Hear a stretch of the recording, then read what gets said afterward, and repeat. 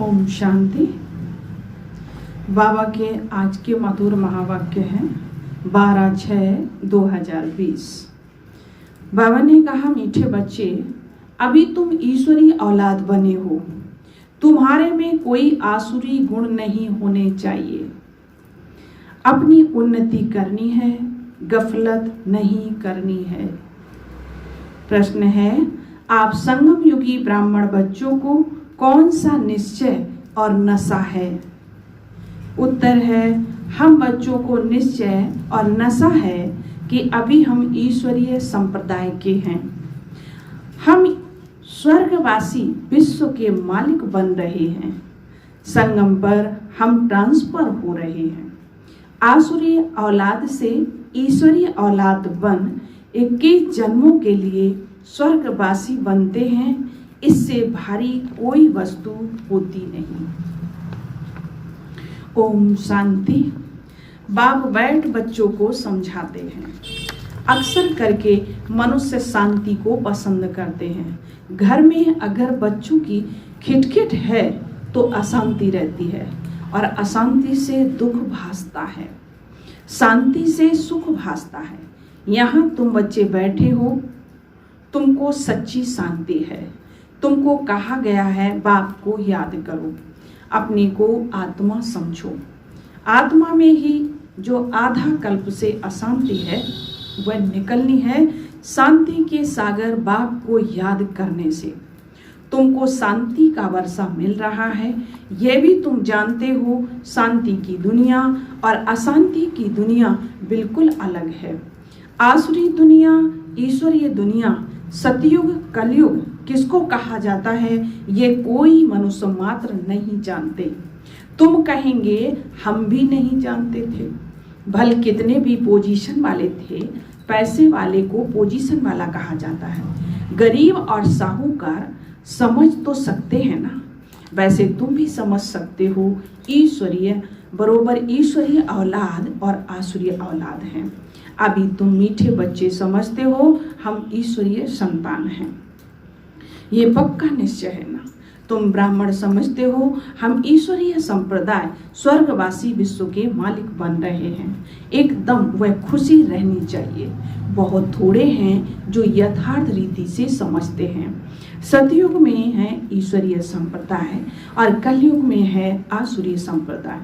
पुरुषोत्तम संगम युग पर आसुरी संप्रदाय बदली होती है और अभी हम शिव बाबा की औलाद बने हैं। बीच में आसुरी संप्रदाय बीच में भूल गए थे। अभी फिर इस समय जाना है कि हम शिव बाबा की संतान हैं। वहाँ सतयुग में कोई अपने को ईश्वरीय औलाद नहीं कहलाएंगे, वहाँ है दैवी औलाद। इनके पहले हम आसुरी औलाद थे, अभी ईश्वरीय औलाद बने हैं। हम ब्रह्मा कुमार कुमारी हैं। रचना है एक बाप की। तुम सब भाई बहन हो, ईश्वरीय औलाद हो। तुम जानते हो बाबा से राज्य मिल रहा है। भविष्य में जाकर हम दैवी स्वराज्य पाएंगे, सुखी होंगे। बरोबर सतयुग है सुख का धाम और कलयुग है दुख का धाम। अब ये सिर्फ संगम युगी ब्राह्मण जानते हो। आत्मा ही ईश्वरीय औलाद है। यह भी जानते हो बाबा स्वर्ग की स्थापना करते हैं, वह रचता है ना। नर्क का क्रिएटर तो नहीं है, उनको कौन याद करेंगे। तुम मीठे मीठे बच्चे जानते हो बाप स्वर्ग की स्थापना कर रहे हैं और वह हमारा बहुत मीठा बाप है। हमको 21 जन्मों के लिए स्वर्गवासी बनाते हैं। इससे भारी वस्तु और कोई होती नहीं। ये समझ रखनी चाहिए हम ईश्वरीय औलाद हैं, तो हमारे में कोई आसुरी गुण अवगुण नहीं होनी चाहिए। अपनी उन्नति करनी है, समय बाकी थोड़ा है, इसमें गफलत नहीं करनी चाहिए। भूल ना जाओ, देखते हो बाप सम्मुख बैठा है, जिनकी हम औलाद हैं। हम ईश्वर बाप से पढ़ रहे हैं और दैवी औलाद बनने के लिए तो कितनी खुशी होनी चाहिए। बाबा सिर्फ कहते हैं मुझे याद करो तो विकर्म विनाश हो जाएं। बाप आए हैं सबको ले जाने, तो जितना जितना याद करेंगे उतना बेकर्मों विनाश होंगे। अज्ञान में जैसे कन्या की सगाई होती है तो याद बिल्कुल छप जाती है। बच्चा पैदा हुआ और याद छप जाती है। यह याद तो स्वर्ग में भी छप जाती है, नरक में भी छप जाती है। बच्चा कहेगा यह हमारा माँ बाप है, अब यह तो बेहद का बाप है, इसे स्वर्ग का वर्षा मिलता है, तो उसकी याद छप जानी चाहिए। बाप से हम भविष्य के जन्मों का फिर से वर्षा ले रहे हैं। बुद्धि में वर्षा ही याद है। यह भी जानते हो मरना तो सबको है, एक भी रहने का नहीं है। जो भी डियरेस्ट से डियरेस्ट, प्यारा से प्यारा है, सब चले जाएंगे। यह सिर्फ तुम ब्राह्मण ही जानते हो कि यह पुरानी दुनिया अब गई की गई। उसको उसके जाने से पहले पूरा पुरुषार्थ करना है। जबकि ईश्वरीय औलाद हैं तो अथाह खुशी होनी चाहिए। बाप कहते हैं बच्चे अपना जीवन हीरे जैसा बनाओ, और वह है डीटी वर्ड, यह है डेविल वर्ड। सतयुग में कितना अथाह सुख रहता है वह बाप ही देते हैं। यहाँ तुम बाप के पास आए हो, यहाँ बैठ तो नहीं जाएंगे, ऐसे तो नहीं कि सब इकट्ठे रहेंगे, क्योंकि बेहद बच्चे हैं। यहाँ तुम बहुत उमंग से आते हो। हम जाते हैं बेहद बाप के पास। हम ईश्वरीय औलाद हैं, गॉड फादर के बच्चे हैं, तो हम क्यों ना स्वर्ग में होने चाहिए। गॉड फादर तो स्वर्ग रचते हैं ना। अब तुम्हारी बुद्धि में सारे वर्ल्ड की हिस्ट्री ज्योग्राफी है। जानते हो हेवनली गॉड फादर हमको हेवन के लायक बना रहे हैं। हम कल्प कल्प बाद बनाते हैं। एक भी मनुष्य नहीं जिसको ये पता हो कि हम एक्टर हैं, गॉड फादर के बच्चे। फिर हम दुखी क्यों हैं, आपस में लड़ते क्यों हैं। हम आत्माएं सब ब्रदर्स हैं ना। ब्रदर्स आपस में कैसे लड़ते हैं, लड़कर खत्म हो जाएंगे। यहाँ हम बाप से वर्षा ले रहे हैं। ब्रदर्स को आपस में कभी लून पानी नहीं होना चाहिए। यह तो बाप से भी लून पानी होते हैं। अच्छे अच्छे बच्चे लून पानी हो जाते हैं। माया कितनी जबरदस्त है। जो अच्छे अच्छे बच्चे हैं वह बाप को तो याद पड़ते हैं ना। बाप का कितना लव है बच्चों पर।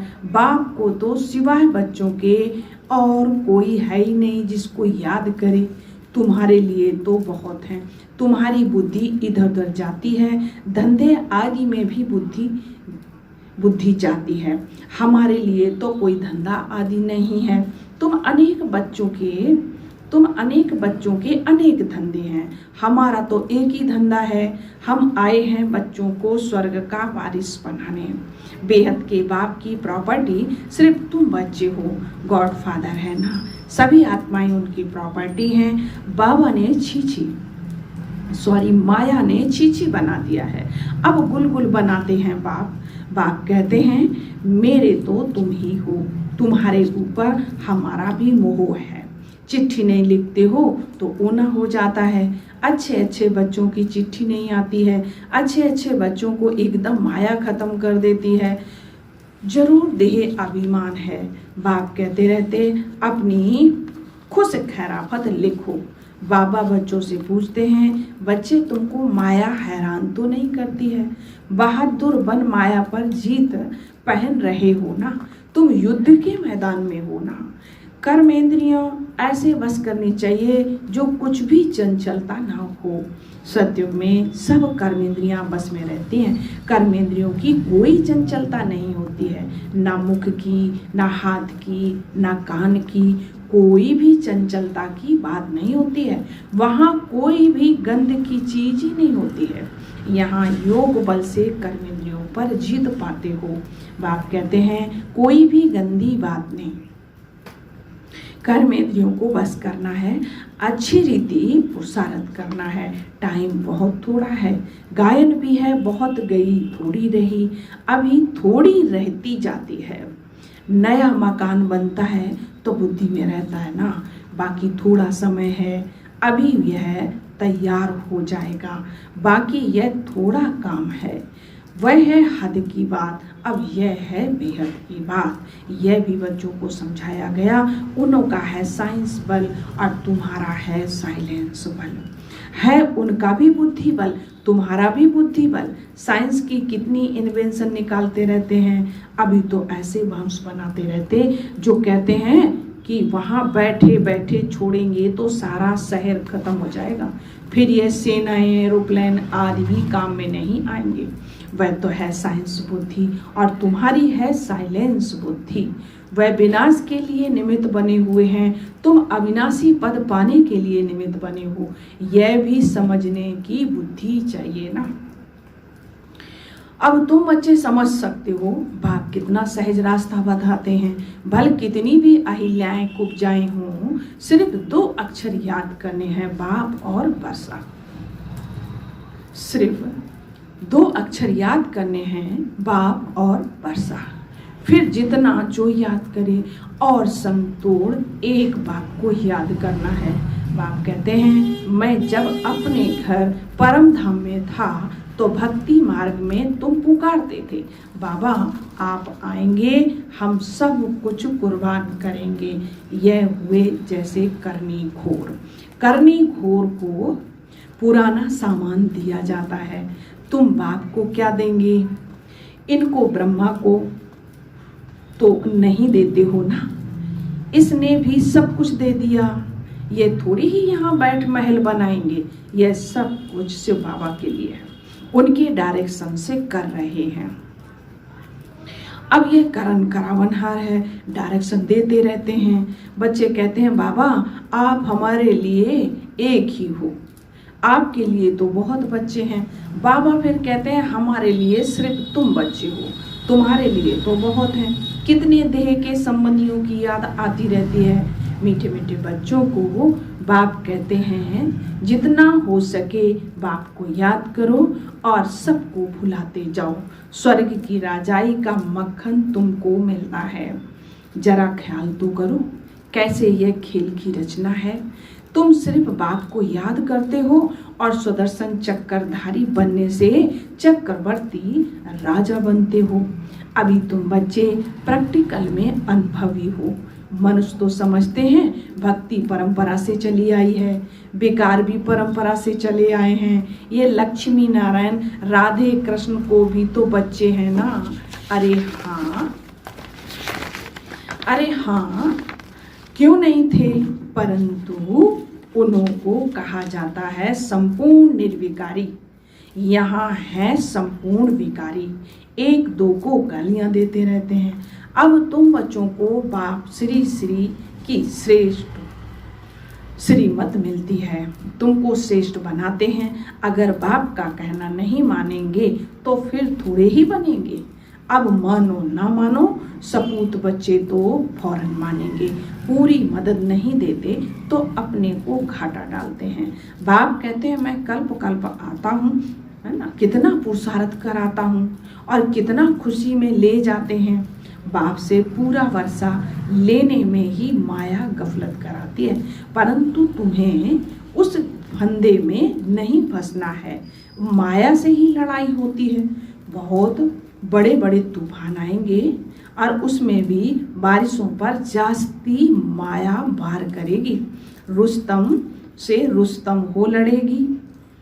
जैसे वैद्य दवाई देते हैं तो बीमारी सारी बाहर निकल जाती है। यहाँ भी मेरे बनेंगे तो फिर सबकी याद आने लग पड़ेगी। तूफान आएंगे, इसमें लाइन क्लियर चाहिए। हम पहले पवित्र थे, फिर आधा कल्प अपवित्र बने, अब फिर वापस घर जाना है। बाप कहते हैं, मुझे याद करो तो इस योग अग्नि से तुम्हारे विकर्म विनाश होंगे। जितना याद करेंगे उतना ऊंच पद पाएंगे। याद करते करते तुम घर चले जाएंगे। इसमें बिल्कुल अंतर्मुखता चाहिए। नॉलेज भी आत्मा में धारण होती है ना, आत्मा ही पढ़ती है। आत्मा का ज्ञान भी परमात्मा बाप ही आकर देते हैं। इतना भारी ज्ञान तुम लेते हो विश्व का मालिक बनने के लिए।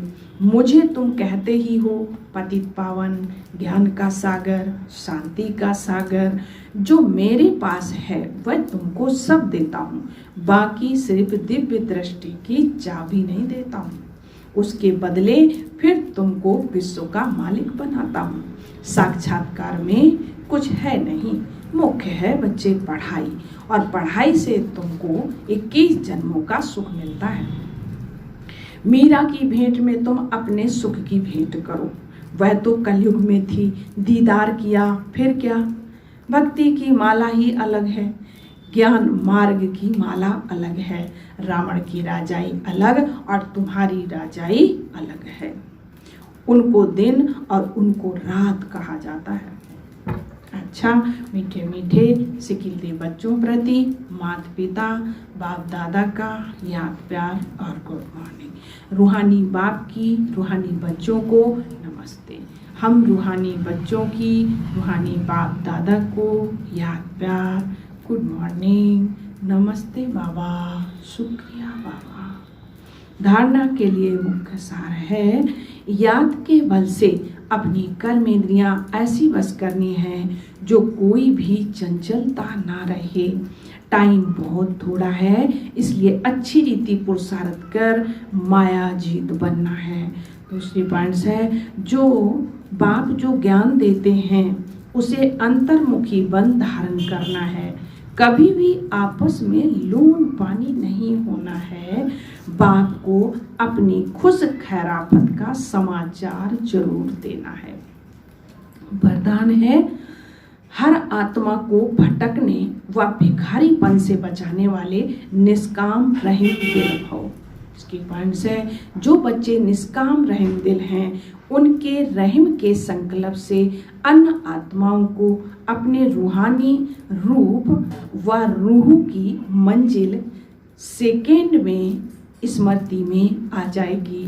उनके रहीम के संकल्प से भिखारी को सर्व खजानों की झलक दिखाई देगी।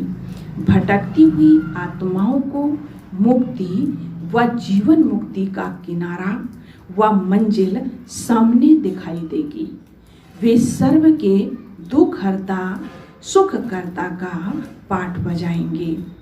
दुखी को सुखी बनाने की युक्ति व साधन सदा उनके पास जादू की चाबी के मुआफिक होगा। स्लोगन है, सेवाधारी बन निस्वार्थ सेवा करो तो सेवा का मेवा मिलना ही है। सेवाधारी बन निस्वार्थ सेवा करो तो सेवा का मेवा मिलना ही है। अच्छा, ओम